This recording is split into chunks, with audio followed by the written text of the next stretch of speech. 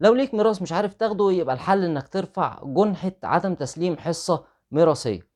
وفي الحلقة دي هاقول لك القضية دي بتاخد براءات ليه، وكمان هاقول لك إزاي تقدر تاخد حقك بالضبط، وهاكلمك عن حكمين، حكم المحكمة الدستورية وحكم المحكمة النقض.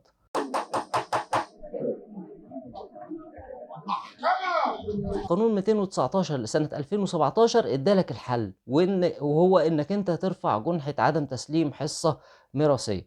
العقوبة بتكون الحبس الذي لا تقل مدته عن 6 شهور، يعني هنا من 6 شهور ل3 سنين، والغرامة من 20,000 ل100,000 جنيه أو إحدى هاتين العقوبتين. والحبس هنا مش وجوبي، ممكن القاضي يحكم بالحبس، ممكن يحكم بالغرامة، ممكن يحكم بالحبس والغرامة.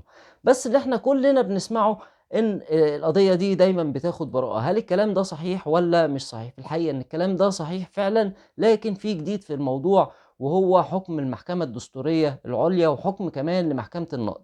ولمّا أتكلم عن المحكمة الدستورية العُليا وأتكلم عن محكمة النقض الجنائية، المحكمتين دول ما فيش أي محكمة في الجمهورية ينفع إنها تخالف حكم صادر منهم. عايز بس أقول حاجة واحدة، إن الجُنحة دي يمكن التصالح فيها في أي حال كانت عليها الدعوى. يعني أنت رفعت القضية والقضية قدّام النيابة لسه ما راحتش المحكمة، تقدر إن أنت تتصالح. القضية في المحكمة تقدر إن أنت تتصالح، القضية صدر فيها حكم نهائي بات تقدر تتصالح، المتهم بينفّذ الحكم وهو في السجن فعلًا وبينفّذ الحكم برضه تقدر تتصالح. طيب، القضايا دي ليه بتاخد براءات؟ القضايا دي بتاخد براءات لإن معظم التركات بيكون فيها أموال شائعة، أموال غير مفروزة. يعني مثلًا لو المتوفي ترك مبلغ من المال وترك أرض زراعية، فالمبلغ من المال ما فيهوش مشكلة هيتقسّم. يعني لو 2 ورثة و بالنُص التركة وساب 100,000 جنيه، فكل واحد 50,000 جنيه وخلاص، وخلصت على كده. أمّا إذا ترك أرض زراعية، فهنا في ملكية على الشيوع. بتيجي هنا محكمة الجُنح بتقول والله الحصة الميراثية ملكية على الشيوع، هيسلّمها لك إزاي؟ فهو كده ما امتنعش، براءة، براءة، براءة، براءة. وده الكلام ده من ساعة ما القانون صدر، والجُنح دي بتاخد براءات. إلا إنه في يوم من الأيام حد كان واكل ورث على أحد الورثة، وبعدين طعن بعدم الدستورية على المادة دي. الطعن بعدم الدستورية دي إن في شخص بيبقى قدّام المحكمة وشايف إن القانون هنا مخالف للدستور، فبيقول للمحكمة والله القانون ده مخالف للدستور، فبعد إذنِك أنا هاروح المحكمة الدستورية تحكم لي، يا إما تحكم بعدم دستورية القانون، يا إما تحكم بدستورية القانون، وبناءً عليه المحكمة اللي بتنظر الدعوة دي تقدر تحكم. هنا المحكمة وقفت نظر الدعوة وأحالت وادت فرصة الشخص ده إن هو يروح قدّام المحكمة الدستورية العُليا، وطعّن بقى على المادة فيما لم تتضمنه المادة من وجود فرز وتجنيب للتركة.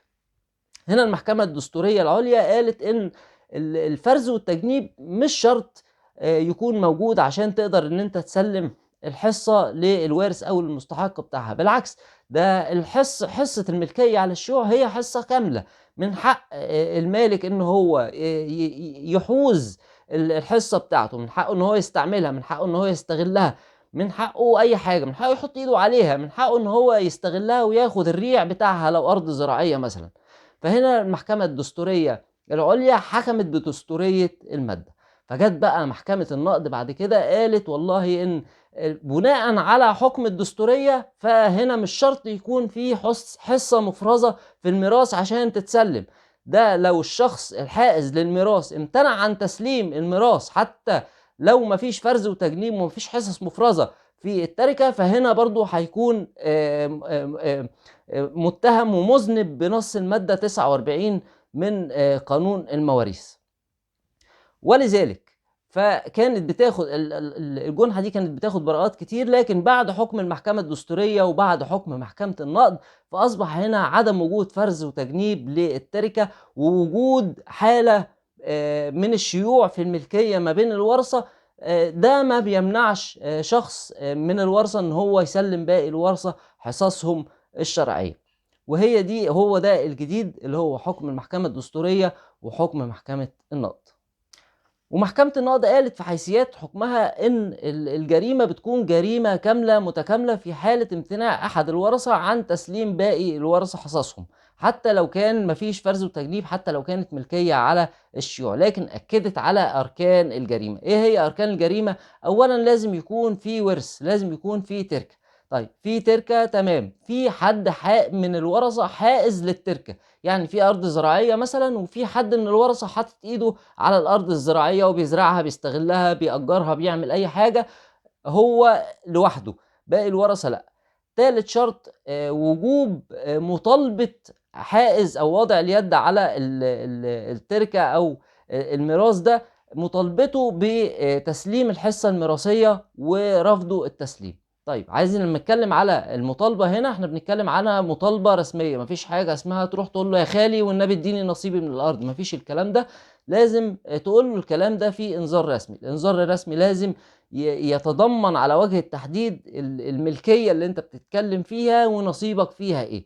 لازم تكون الحاجتين دول واضحين جدًا في الإنذار بالمطالبة بتسليم الحصة الميراثية، وكذلك في عريضة الجُنحة المباشرة. لو لسه عندك أي استفسار اكتب لي في الكومنت هارُد عليك.